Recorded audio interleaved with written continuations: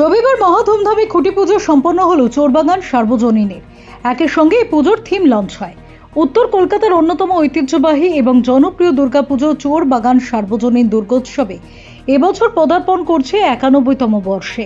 দীর্ঘদিন ধরে ঐতিহ্য, সংস্কৃতি ও ভক্তির মেলবন্ধন ঘটিয়ে আসা এই পুজো প্রতি বছরই নতুন ভাবনা ও শিল্প সৃষ্টির মাধ্যমে দর্শনার্থীদের আকৃষ্ট করে। এবছরও তার ব্যতিক্রম হয়নি।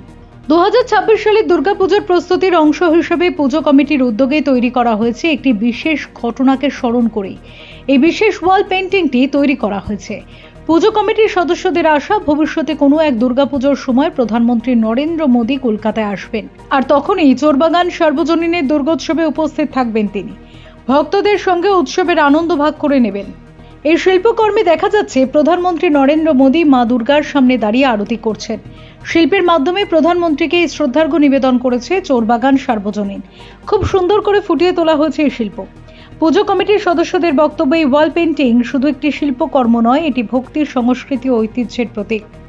সম্প্রতি 2026 সালের পশ্চিমবঙ্গ বিধানসভা নির্বাচনের আগে প্রধানমন্ত্রী নরেন্দ্র মোদী কলকাতার ঐতিহাসিক ঠনঠনিয়া কালীবাড়ি মন্দিরে গিয়ে মা কালীর পুজো ও আরতি করেছিলেন। উল্লেখ্য, এই প্রাচীন মন্দিরটি চোরবাগান সার্বজনীন দুর্গাপুজো মণ্ডপ থেকে খুবই স্বল্প দূরত্বে অবস্থিত। কয়েক বছর আগে বাঙালির এই চিরন্তন উৎসবকে ইনট্যাঞ্জিবল হেরিটেজ তকমা দিয়েছে ইউনেস্কো। কমিটির পক্ষ থেকে আরো জানানো হয়েছে, এই ওয়াল পেন্টিং শুধু দুর্গাপুজোর কয়েকদিনের জন্য নয়, সারা বছরই থাকবে। তাদের মতে এই শিল্পকর্ম ধর্মীয় সম্প্রীতি, সাংস্কৃতিক ঐতিহ্য, ভক্তি এবং শুভেচ্ছার এক অনন্য প্রতীক হয়ে থাকবে। পাশাপাশি এটি চোরবাগান সার্বজনীনের দীর্ঘ ঐতিহ্য এবং শিল্প চর্চার ধারাকেও আরো সমৃদ্ধ করবে।